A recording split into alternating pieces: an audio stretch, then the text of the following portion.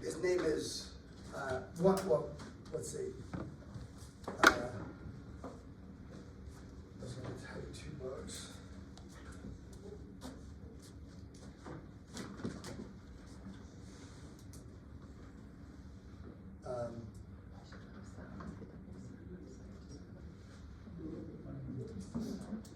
So it's called The Power of Body Language.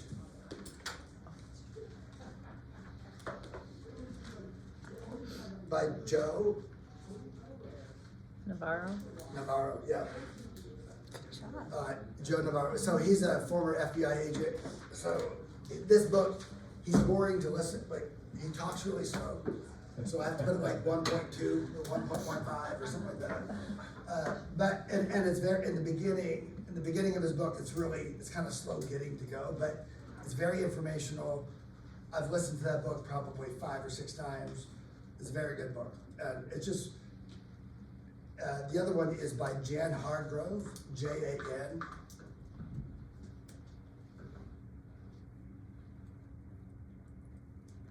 Let me just make sure I'm spelling her name right.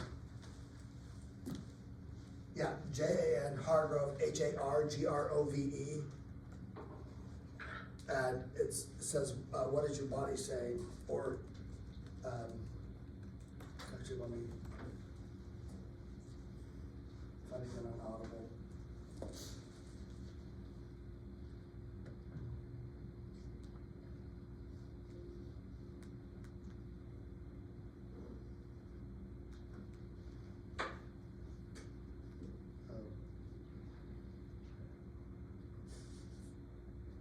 Yeah, anyway, what is your body saying? Jan Hargrove. So, also on Jan Hargrove, the thing that's good about her is there's a number of YouTube videos that she will give. It's like her hour presentation, and it's really good. She's very entertaining. She's from the South, so her accent is just awesome. And she's just a classy lady. Like, she was the one that came to Tony Robbins and would talk to us. She talked to us about stuff that explained it all. Anyway, she's really good. So those 2 books are really good. The other thing I would say is that what I learned in understanding body language, because when I went through this back in 2000, I think it was like in 2012 or something like that, when I did this, I really wanted to learn this. I had a deep desire to really like get this down, to dial this in. And the one thing that Jan said that was really impactful for me was, she said, just pick one aspect. And I think even Joe, I can't remember who said it. One of them said it. I think both of them said it actually. But what they said was, pick one aspect of body language, like one part of the body, and just watch that. Don't get caught up in what are their hands or the face. Just pick one part. So what I did was, I just thought, I'm just gonna watch people's legs. That's why when I was looking out the window on the 4th floor, I'm watching this my buddy talking, I was just captivated by it because I'm like, okay, I want to watch what he's doing, what he's saying. So just pick one aspect of that and then just be aware of it. And what I found helpful too is I was able to ask more like probing questions with people that I was friends with. Like, just if I was sitting there talking to Ben or somebody that I knew, and I would say, hey, let me ask you this. When you doing this and you did this, did it mean this? Well, yes, it did. So it's important to pick one aspect of it. And then even in personal conversations where you're like really close friends with them, that's where you can be more vulnerable and ask questions and just see if that's what they're thinking or feeling or whatever. And if you have kids, they're great to experiment on too. Kids are awesome. Because I watch my kids, I'm like, they are so authentic. Their body always matches exactly what they're thinking. Where you might try to hide something or whatever. As an adult, they play full out. And it really got to a point where it's almost like, the better you get at it, you'll start to feel just kind of like that experiment I showed you about. It's almost like you can feel like, man, I almost can read their thoughts because I just watch their body. Like, if your body's in this position, you have to be thinking one of these 3 things. Like, that's just really what it's going to be.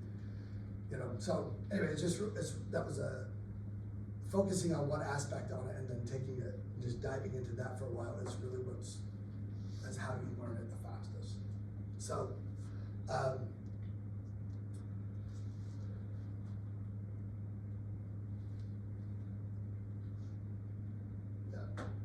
let's go to the next, yeah, we'll go to the next slide, but first off, anybody have any other questions or any comments or any observations at this point, Mike? Okay, go ahead. I was actually, I was looking up a quote by Michael Singer, and I couldn't find exactly, but this is what I found. It says, "Your commitment to staying open is not about what's happening outside, it's about how you choose to respond inside." And I was thinking about like this body language class, like it's so interesting because from a percentage standpoint, 10%, 7 to 10% of what you say is actually what's being communicated. Say like 55% is what your body's doing. Yeah. And then the other like 35% is like environment and cues and stuff, right? So it's crazy to think that 80-90% of body language is happening in a non-verbal format and like where things are at. So I was thinking about like Zoom meetings, for examples, with clients. Like for some things it's probably good, but for other things, I mean, you're literally missing out on hypothetically 80 to 90% of the actual stuff, because tone, I think, is one of the other ones, right? Yeah, that's right. And so, anyway, going back to that original quote, I guess what I was thinking about is just like, you could go into a meeting open, right? And then they say something and it triggers you, whether it's consciously or subconsciously, and then you start closing. That's right, yeah. And then they start closing because they're mirroring closing, right? Yeah. And then you can leave the meeting and go like, did I actually accomplish like what I want to accomplish? And you could look at it in some ways, you'd be like, well, I got the paper signed, I got it done, right? That's right.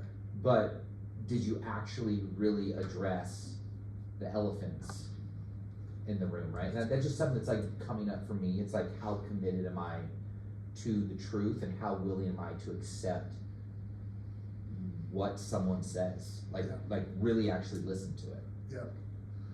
That's a good point. It's something that I've learned personally, is that, you have these go-to conflicts in your marital relationship, right? There's always things that you, like, for me, Viv loves to try different restaurants and try different things. I'm like, no, I want the same thing every time.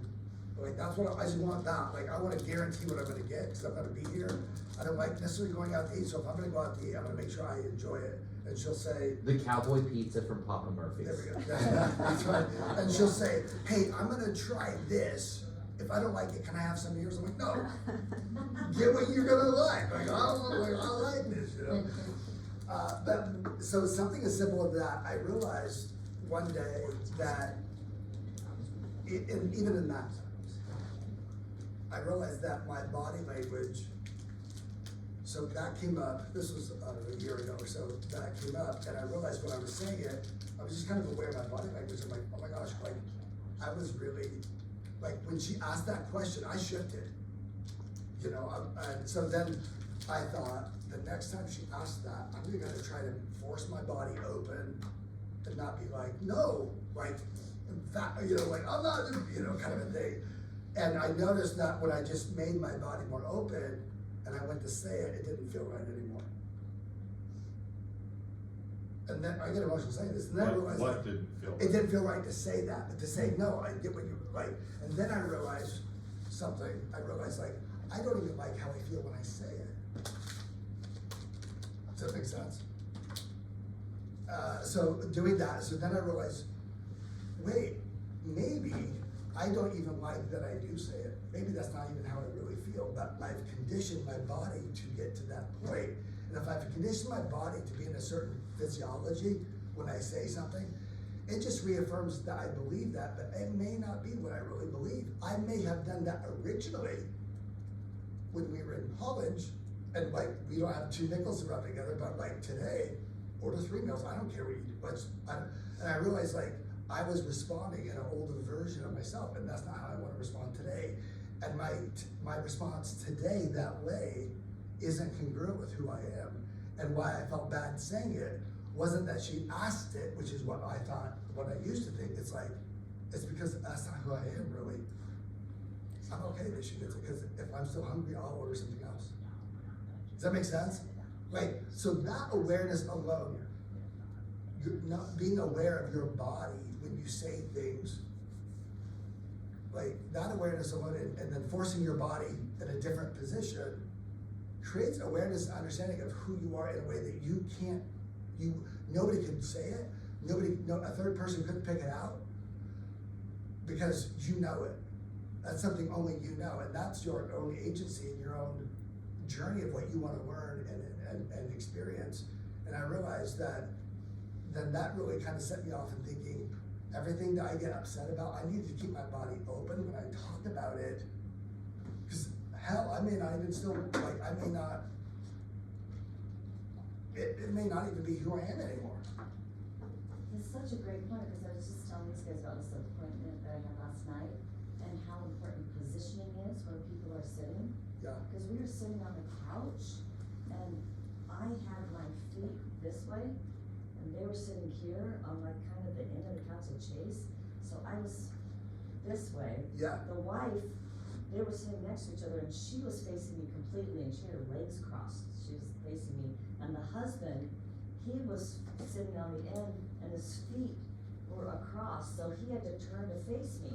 And Yeah. so now that I'm examining this, and at the end, you know, where I'm like, okay, you guys like me, let's move forward, and she's like, and he's going, you know, he's turning to me, and he's like, we like you, blah, blah, blah, we wanna talk about it.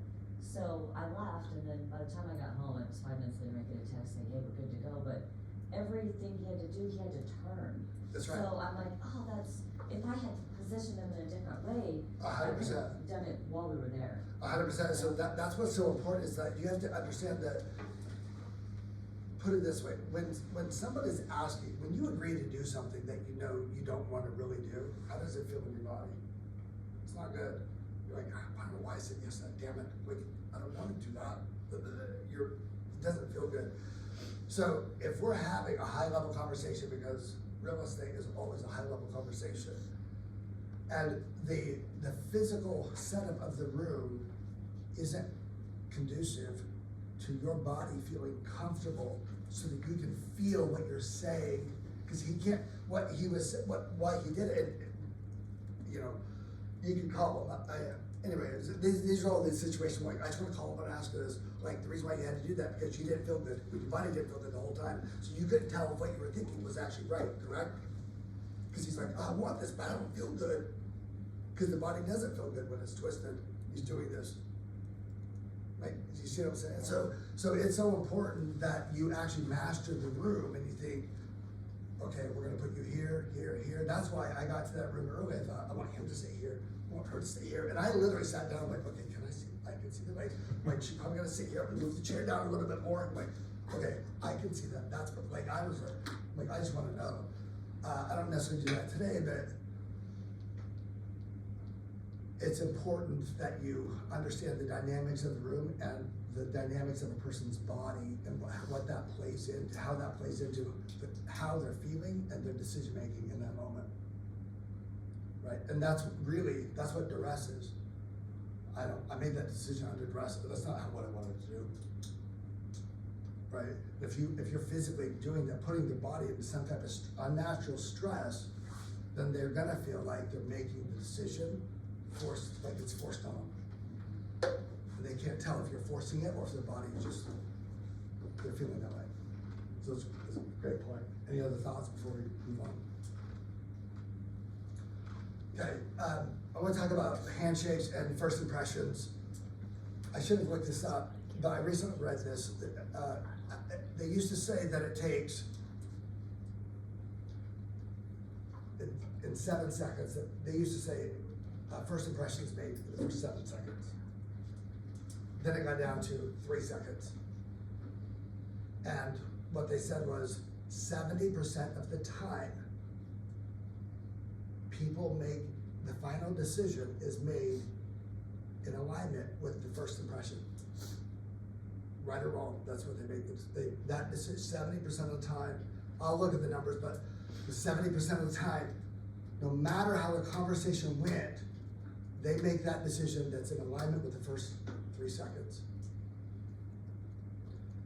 So what you have to recognize is that how you present yourself physically, again, not necessarily your dress, but that also play in it, but physically, your presence, how that gets presented to people, if it's done incorrectly, what you can know is there's a 70% chance now I have to fight that to still win the deal. Like, not only do you have to sell them on yourself, now I have to fight a first impression because it went bad. So why I bring this up is I read this this article, and I didn't. This is the one I wanted to find. But they said there was another study that said that decision is actually made within the first 0.3 seconds of you entering the room, because the energy that you bring is felt before you even get there. Like, if this wall, like if you couldn't, this was not a glass wall, but just like a not, you can't see through it. And I'm about to enter this room, my energy, he's actually feeling it before I even get in the room. And then the second there's a glimpse of who I am, and that aligns with the energy that he just felt, the decision made, the first impression is actually made in 0.3 seconds. It's like microseconds is what they call it.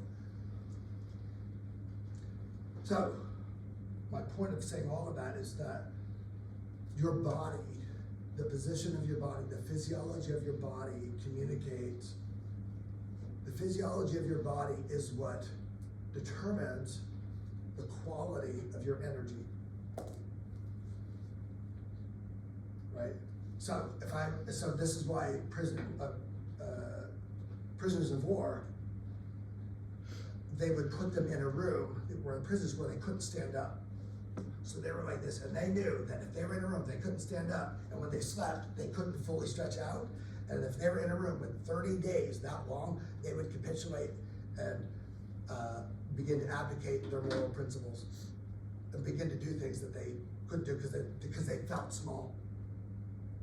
And so Japanese would put them in a room that was smaller than what they could stand or stretch, even like corner to corner, because they knew that if they could keep their physiology small, they would feel small and then they would break.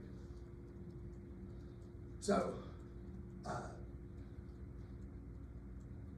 the number one thing that creates a first impression is your energy that gets conveyed. Your energy does precede you. It gets communicated over the phone without them seeing you. It gets communicated in the picture that they go look you up on and they see that picture.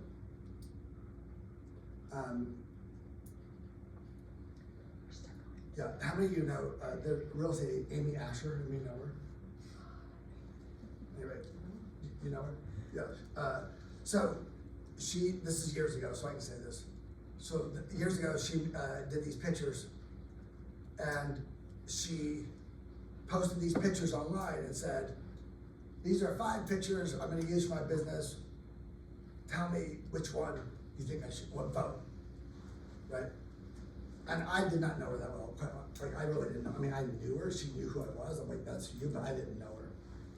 Anyway, so I looked at her Facebook picture, these pictures, and I just thought, what's the first thought that comes to my mind when I see this picture?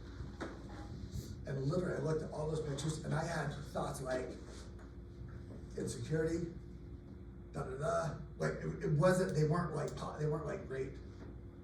And if you were to look at the picture, you're like, "Oh my gosh, she looks so pretty in this picture." Because I even showed her the video. I'm like, "What do you think?" She's like, "Dude, she's pretty." Dude. I'm like, "What do you feel?" She's like, "I don't know, she's pretty. I like her outfit." I'm like, of course, women feel like the outfit. Look at her shoes. I'm like, I don't know. Anyway, so I called her. I said, "Hey, Amy, I don't know you, but like, I know we don't know each other very well, but can I talk to you about your Facebook?" I messaged her on Facebook. I said, "Hey, call me out. I got something I'm going to tell you about your pictures." So she calls me, and I just said, "Hey, I want to go through your pictures real quick. Do you remember what you were thinking and feeling when you took these pictures?" She's like, "Yeah, I just took them a few days ago." I go, "Okay, picture number 1. Because what I did was her physiology, I put myself in that. And I thought, "Oh, I feel doubtful. I feel insecure with this." Like, and I just said, and I'm not making this up, like I went through and just said, "Hey, with this picture, do you remember?" She goes, "Yeah." I go, "Really, you do?" She goes, "Yeah." I said, "Were you worried about your outfit?" She goes, "Oh my gosh, yes, how'd you know that?" Like, and anyway, it was pretty identical. It was very identical to a point where she goes, "This is weird. How would you know that? That's weird to me." Then I told her the same story I told you about this, and I said, "Do this." I wouldn't use any of those pictures. I would do like, Well, it's a swear. Yeah, scrap them. I'm like, something canned them. You know the word, S-canned them. Anyway, I'm like, you should throw, I said now, but in those pictures, like, I said, what are the top beliefs or emotions that you want people to experience when they see you? Like, why would they pick you? And she, she said something like, that I'm authentic, whatever it was. So she came up with 5 words. And I said, okay, so on your next, scrap all of them, do another photo shoot. On one picture, I want you to say to yourself, I'm authentic. I'm so authentic, and that's exactly why you should use me as a realtor, because I'm gonna tell you everything you need to know. No secrets, total transparency and authenticity. I said, think that over and over, and then go, okay, take the picture. And then take the picture. And then do the next thing, and then take the picture. Anyway, she actually did it. And she called me up and she goes, oh my gosh, it's crazy. And then when she posted online, everybody's like, I can't tell which one. I like this one. I like this one because I think this. And it was almost identical to what she did, like to what she was thinking. And I bring her name up, like, you could ask her, because she was like, how would you know that? Like, that is so crazy. And it's really not me, it's just being aware of it, present of it, and knowing that your body is communicating. Oh, I remember, because I said, do you think that body language, or communication is 55% body, 35% words, and then whatever. And she goes, absolutely. I said, your body told me that. Like, you literally told me that. You didn't have to say it. And I go, it's so interesting that something we readily believe, we spout off, we know the numbers, we know the science behind it, we say it, but then we don't actually integrate it into what we do. Makes sense? So I recently went on vacation with my kids, and we were setting their phone up to do a selfie. And I get emotional, but I literally thought, when I take this picture, I'm just gonna think, I love my kids so much. I'm so glad I'm their dad. And I did it on my watch, because you said up there. Anyway, I sat there, I thought, I'm gonna say this. And so I just thought this, and I look at that picture, and every time I look at the picture, I'm like, I know, like that picture, like I see that picture, and I can see that my body, like everything about that picture for me is that, like, and it conveys that. And I thought, my kids will look at that picture and go, something about this picture just stands out to these other pictures. Because the other pictures are like, that little shit better be quiet so we can get this picture done. Like, I don't want to stand here anymore. Anyway, so important. And I would say that, like, take your picture that you use for your business, give it to some people that will give you honest feedback and say, or people that, even if you don't know them, but say, look at the picture, like, what's the first thoughts that come to your mind? Like, what are the things that you think, feel when you see this? And I guarantee you give them a minute, and if they're honest about it, and they sit with it, they'll tell you, they'll go, oh my gosh, that's so on point. It's crazy. I remember when you shared those pictures of Jackson. Oh yeah. It was like a video or something like that, but you did the same thing with your favorite child, actually. Yeah, that's right. Yeah. So, that's a good point, yeah. No, that was awesome. Like, you could see in his expressions. Yeah. Actually, And I mean, it's a baby, so it's even better because you didn't even verbally communicate anything. You didn't even have that conversation with him.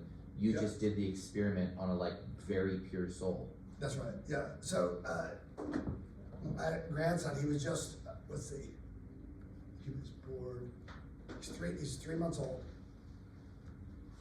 And I thought, I'm gonna sit here, or 2 months, it was like under 3 months, and I thought, I'm gonna sit here, I'm gonna stare at him, eye to eye. Viv was holding him, so Viv was sitting on the couch, so like a low back couch, and she's holding him, or no, Zoe was holding him, and Viv was sitting here reading a book.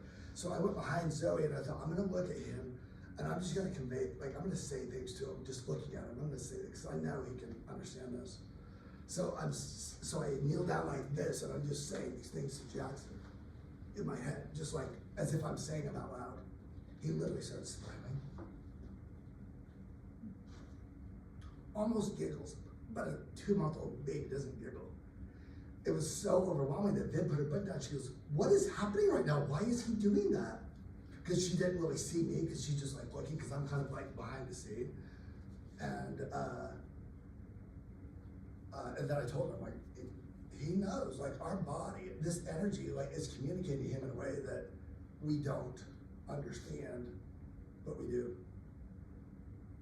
Makes sense? Like, it was pretty amazing. So, let's just talk about this. Handshakes. Have you ever had a handshake that when you do it, it just feels terrible? Okay. So when you have a handshake that is dumb, like it feels terrible, what are your thoughts? Can you think of a time where you had it and you're just like, can you think, yeah, what happened? Like, what did you think about? What happened in the handshake, John? Like, the too early, too hard. Yeah, It's like, I'm trying to control the situation, and I'm trying to yeah, express my dominance, and so Yeah. it's like, really weird. yeah, In reality, it communicates insecurity to me. yeah. Yeah. That's what it does. Perfect.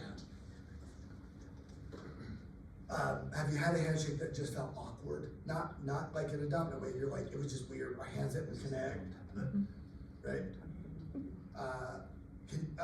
Can you remember a specific time when someone who says, I can remember a specific time when I went to shake someone's hand, and it was just weird? I went to shake someone's hands and they like grabbed like the fingers.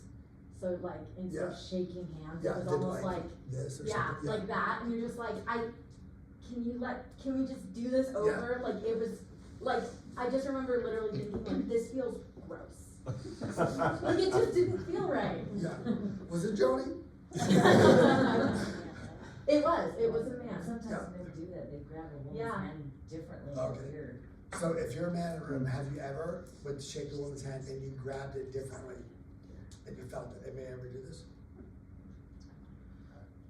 Like it just went weird, not because you did it, maybe because the way she responded to it, and you connected weird. You know what's weird is when females grab your hand and they squeeze and look at you right in the eye like, to me that's weird. You know what I'm saying? You know? I had a handshake one time that I actually said, whoa, like that was, can we do that again? I've done that too. Yeah. It's like, whoa, let's try that again. Yeah. So the reason I bring that up is because I had several handshakes. I was meeting a bunch of people. I had several handshakes. It just felt weird. It was just like they grabbed it wrong or they did this, and then what Jan said. So what do you guys do when that happens? I'm like, dude, I don't know. I feel so uncomfortable in that moment. I'm just like, let's just pretend like it never happened. Anyway, and what she said was, when that happened, it's important for you to actually acknowledge it, openly acknowledge it. So, and because what you do in that moment when that's an uncomfortable handshake is an indication you're telling them what you're gonna do the rest of their relationship when something's uncomfortable. And I'm like, shit, I do avoid it when it's uncomfortable. I do avoid things. I'm like, I should rather not talk about it and just eat it or whatever. Like, does that make sense? So, can I use you just as an example? So what she said was like, if it went weird, you have to acknowledge that it didn't go well. Like, we weird, and then I would say, that didn't feel, like, doing this, I'm like, then I would say, that didn't feel good, let's do that again. I would say, that didn't feel good. And she would go, yeah, like, I would say, that didn't feel good, did it feel good to you? No, can we do it again? Because I want it to feel good. Like, and just really to pause and just go, I really want that to feel good. And then when you do it, not only that, but bringing in your other hand, like, and what this signifies is, like, I'm bringing in all my resources to make sure this happens the way you need it to happen to feel good. Because I'm not concerned about how I feel, I'm concerned about how you feel in this relationship. Does that make sense? So she's like, and she did this over and over, and when she did it, I'm like, oh my gosh, I just feel so good that you did it. Like, I felt good in the room. I'm like, and she goes, how many of you feel good just by how I did that? We all raised our hands. She goes, it's that compelling. And when anybody in a handshake, when anybody in a handshake, when you bring that second hand in, because sometimes people will do it naturally. They'll go to shake somebody's hand and they'll just go, hey, how are you? And sometimes it's forceful or it's this. This second hand should never have any force to it. It should just be complimentary. It should be like, I want to make sure we're good. Like, this is the hand that has the strength to it, not like overbearing, but just enough. And then this is the one that just is like, because you've seen this, like you grab it, especially if a man is shaking a hand up like an older woman, he'll grab her hand and go, how are you? And do this, like, I hope you're good. they'll do this, but if I did this as Johnny, it turns them on. His wife told me. It's my body language. So just be aware of that, of how that happens. Also, if you have, one more thing, also if you have on this, I'm just talking about the second hand. So if I take my second hand, He's trying to avoid you if you can't tell. it's turned on. It's like, you get me too turned on, we're not going back. So he's like, so if we shake your hands, where I position this hand, so someone might shake their hand and try to be overbearing. Like how I win this, because I may not beat you in a grip contest, Right. but how I beat this is if I do this, Right. now I'm winning. I don't have to grip hard. I can do this and go, hey, how are you? And this is nice and soft, but this conveys I'm in control. Right. Because I am, because I can do this, because you can't do that to me. Right. Does that make sense? Right. So putting your hand on the person's arm and where it is positioned on the arm determines like how much control you're trying to get. So again, notice if I do this, I put my hand here, I have some control, more control. If I have this, I got more, does that make sense? Pretty strong. I'm not turning on light.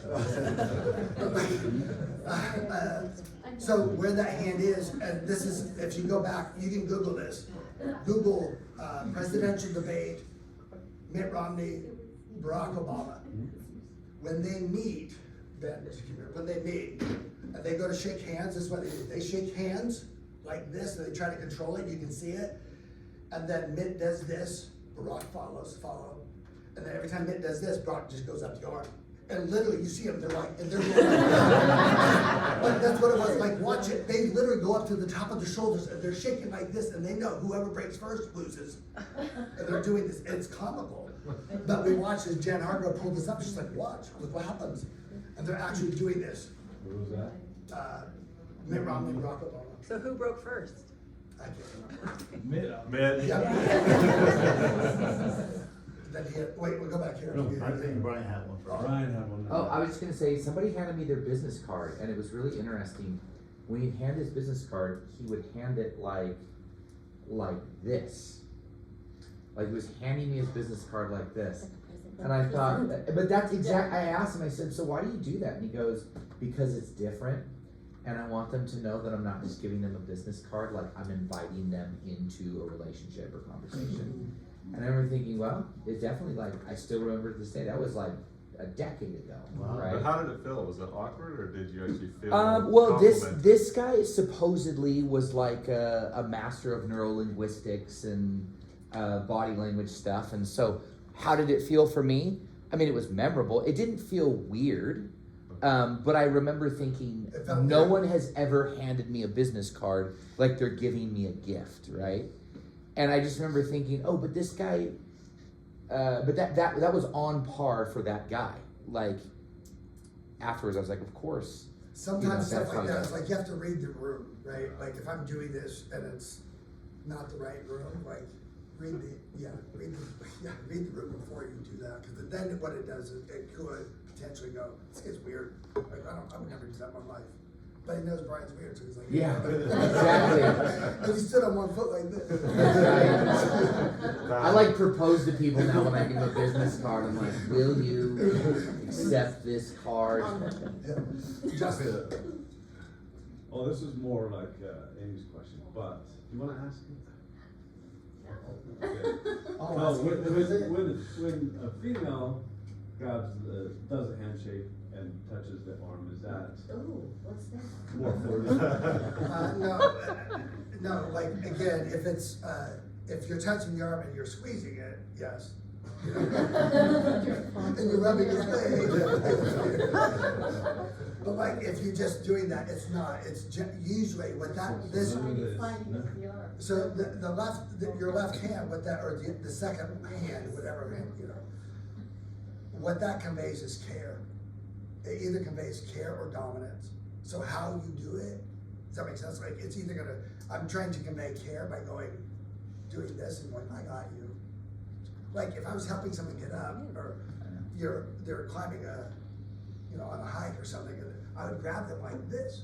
I wouldn't just go like this, right? I'd grab, like, hey, let's get you up here. So it just depends on this hand just will convey either care or I'm in control. One of the two, and you will determine when that gets used.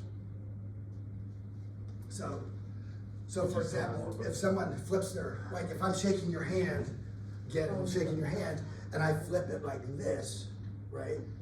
Or if he flips me like this, if I go, hey, how are you? I'm winning. Got you. Like, it's like reverse Uno. Oh yeah, you draw for it. Man. So,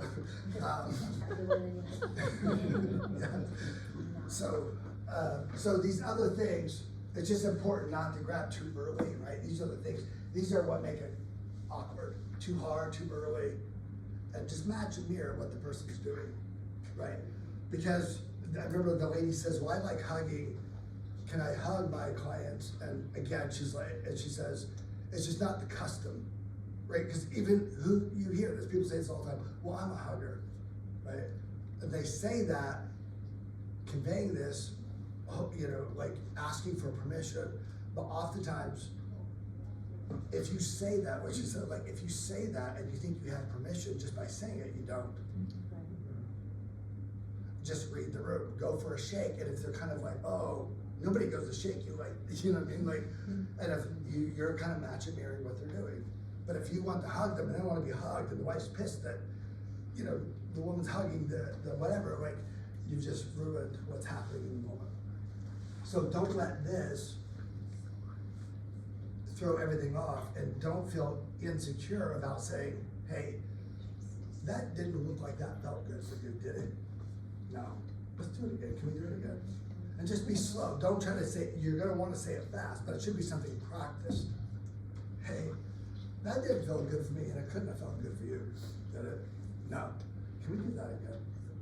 And you're gonna laugh about it, it's gonna feel awkward, but what that was communicating is, even in the awkward moments, I'm gonna make sure you feel comfortable.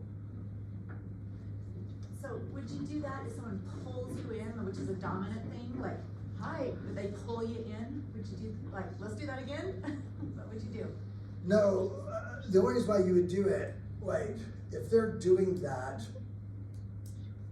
you could. What I'm talking about is how you wanna make sure they feel. So if they're doing that to you, that's how they wanna feel. I would just take that almost as a sign of like, now I know how to handle this, because this person's just trying to get me close to do whatever they want or whatever, like to control the situation. So I'm gonna use that as a cue as how I'm gonna approach our relationship. But yeah, I wouldn't say, do that again. I don't like how you hugged it, or whatever, or shook my hand or whatever. It's gonna make them more defensive. Just allow it to be an understanding and how you're gonna navigate it moving forward. And then what I would try to do, personally, I'm not saying I would, but if they did that and I felt really uncomfortable with it or whatever, I would just take that in, keep on moving, adjust how I'm talking, and then when I went to leave, I would make sure that I controlled the next shake. That makes sense? Like, I would kind of control and say, well, it was good to see you. Glad we met, glad we were able to talk through all that, thank you. And then you're kind of reestablishing it, because when you do that, then they will not say this out loud, but internally what they know is like, oh shit, I tried to control it, I know I did that because that's what I do. And then in the end, they controlled me, I like this person. Like, they're actually gonna get this way I want. Makes sense? So, yeah, any other questions on this? So, okay. So we kind of talked about this before. Always use test questions, be an observation of the room. So for example, if we're sitting in a room and I'm talking and the sun's coming through and it's on Franco's eyes and he's sitting there like this, he's not doubting me or like scrutinizing me, like the light's in his eyes. And if in reverse, if the light is in your eyes and you're uncomfortable, what you need to be aware of, like I would say, hey, can we close this shade? Because I can't see you very, I wouldn't do it. You can power through it, but I would make sure that what you want to know is, I don't want my body communicating something that's not really what I'm feeling. I don't want my body to be responding to the environment and then you think that's how I feel. It's not how I feel. Or if you think, oh, I'm okay, don't do it, because how your body's responding to it is initially what they're gonna believe is happening subconsciously. So always make sure that you control the environment so that it's comfortable and conducive for you as well. Yeah, and again, it's like test questions, making sure their eyes, if we did that, yeah, posture, eyes, handshake, we kind of talked about that. Those are the things that make a first impression. And if you come into the room and you're talking, and you're like this in the beginning, it might mean you're open, but you may want to do this to show that you're actually controlling the room, that you're the authority in the room, this is what's happening, and then move to this in a few minutes. Makes sense? Like, because the first impression has to be, I'm here, I'm the teacher, I'm doing it, I have stuff to share with you, it's important, and then now I can show that I'm open. So next.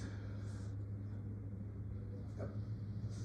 So these statements, so how you interact, your body determines, we talked about this earlier, but just how you interact determines how your body, the physiology of your body does determine how you interact. So in order for you to listen sincerely, you have to put your body in the physiology of actually doing that. I served as an LDS bishop for a while, and till they kicked me out, just kidding. But what I would do is, if I'm standing here and I'm listening to you, and I do this, and I touch my chin, and I do this, touching my chin, especially for a man, when a man, his hand touches his chin as a person's talking, it conveys they're listening. And I was not a very good listener. I'm a lot better than what I was, but back then I was not. And so when I would meet, and especially if I was meeting with youth, I would sit at my desk, and if you asked kids that were there, they would say, oh yeah, he always did this, and I would do this. You know the Michael Scott memes, like, yes, or like, tell me more. I would literally go do this. I would say, hey, they would come in and just sit down, like, hey, so what's going on? And I would just sit like this. This means I'm listening. And I would keep my hands, because when the person can see your hands, they know you're not like playing with your phone or doing something else. Like, my hands are here. I'm resting my head because I'm so engrossed to what you're saying. I'm just listening. And this literally helped me to hear things that I would not normally hear if I just sat like this. So, the other thing is your hands do convey that. So your right hand, historically, from the beginning of time, your right hand is your weapon hand. Your right hand is the hand.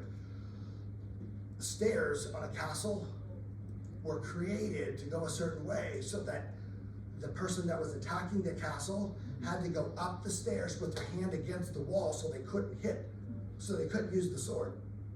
So the person defending the castle would be coming down the stairs with their right arm open, because this is all spacious, and I can do this, coming down. But if I'm coming up, I gotta go, hit my elbow, and I gotta fight like this. Like, you'd have to walk to the edge of the stairs to have more elbow room. So literally, like, your right hand, where your right hand is important, because that conveys, that's why we shake hands, because what we're saying is, I don't have a weapon, and I wanna put my weapon hand out, and when you put your weapon hand out, and we're gonna put them together, because now we can hurt each other, we know that. That's the point of it. So your hands convey kind of your intention and your lethality. So when your hands are together like this is steepling. This means I'm very sincere. So if I'm talking and you see that I'm doing this, like, I'm very committed, I'm very sincere, this is what it means. So it's just important. So just be aware of that. Let's go to the next one and we'll wrap up. Okay, Q&A. So just two more things that I thought were kind of cool. Jan taught us this, but she said, here, there are some sayings that we have in our culture that we don't realize why they happen, but we have this saying that says about a woman will say, she'll knock your socks off, right? Has anybody heard this saying? Now, why they say that is because if a man is in a room and a woman that he finds attractive walks in the room, he will literally do this, pull his socks up and go, or he'll go, does that. What that is it's like in our DNA. That's a grooming technique.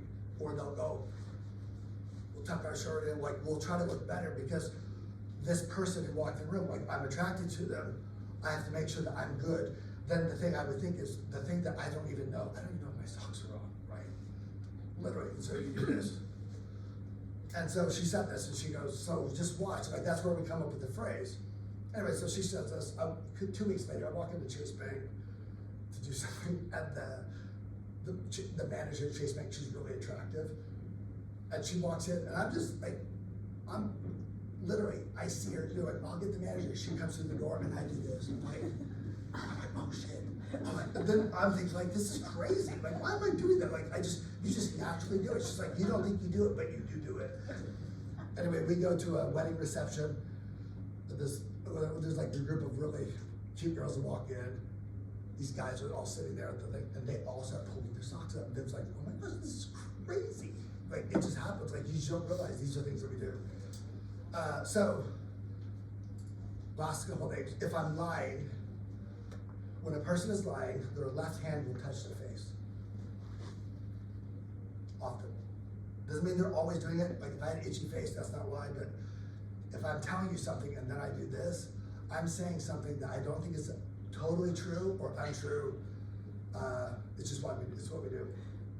So she said she was hired to watch Bill Clinton testify about his relationship with Monica Lewinsky.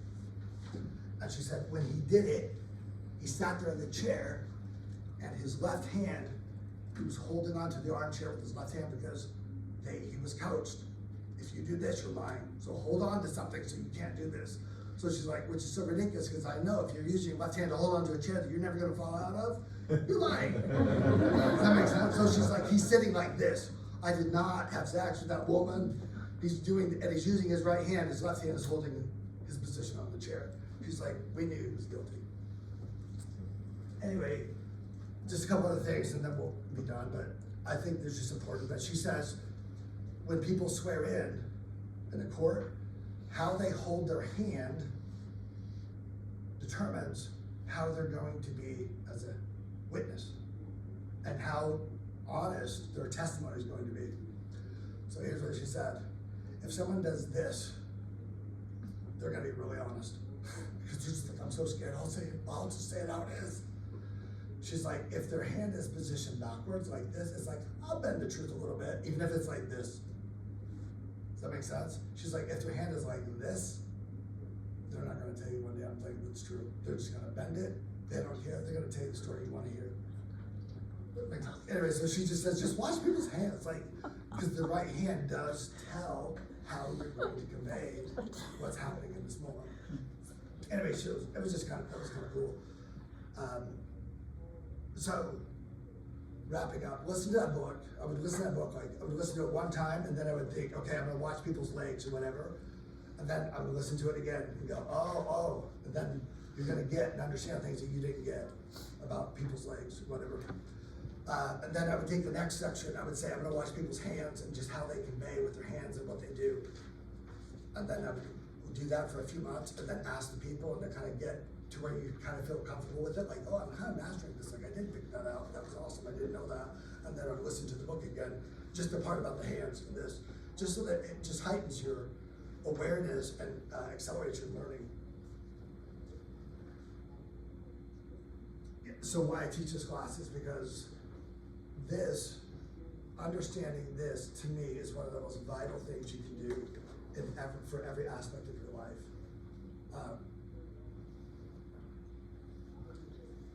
Just like to serve with those kids, and for all those kids to really feel like I listened to them. Because he listened. Oh, I know. I was teaching recently in church, and I put my hand, as the person was making this comment, here's what happened. The person making the comment, and it was like a stupid comment, honestly. It was just like, I just thought, oh my gosh. And I know my body's gonna go, are you, like, what is the matter with you? So because they read this comment, it's like, not stupid, but it was just like irrelevant. Like, so I thought, oh my gosh, I don't wanna convey that. So I immediately put my hand like this, and I go, oh, tell me more about that. And I thought, this has no point of what you're saying, you know, I'm trying to override it. And then by doing this, it literally changed how I felt about what the person was saying. I thought, oh, I am listening. Oh wait, there is a small connection. Oh, then I started making excuses for him, like, oh, I can see why they would make this comment now, right? Anyway, we get done. This lady comes up to me and she goes, you're one of the best listeners ever. And I thought, oh my gosh, you have no idea. That's not what like this conveyed. I'm like, I did not. And Viv was standing there. Viv goes, "Do you want to know the real story?" I'm like, we're out of here. But my point is just like being aware of that, like it led me to understand them a little deeper that I would have missed. And it showed my intention, although I couldn't listen the way I wanted to, it did convey my intention. I realized that my action, because I would feel inauthentic doing this, but what I would tell myself is, I can't do it as good as I want to now, so I have to force it so I can do it as good as I want to later. Better than I can now, so I can do it as, the best I can later. So I would force it, and that's how I got past the inauthenticity or feeling like I'm a hypocrite by doing it. So don't be afraid of doing that, and notice the things that get you stuck, like where you feel stuck and open. Just be aware, like open your body to that, like allow yourself to just be a little bit more open physically to those things, and just start noticing if it changed you, because I know that it will. That's all I got. Thank you guys for being here.